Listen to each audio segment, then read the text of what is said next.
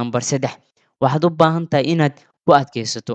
Noloshaada waxay u baahan tahay adkaysi. Wax walba waxay leeyihiin guuldarro. Guul walba waxaa ka horreysa fashil.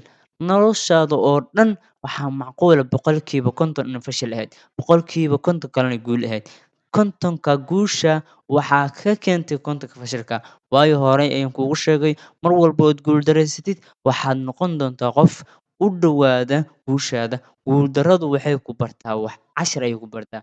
Guushuna waxay ku sii gelinaysaa rajo, waxay kuu sii dhoweysaa inaad waxyaabo kale aliftid ayay ku sii gaarsiisaa.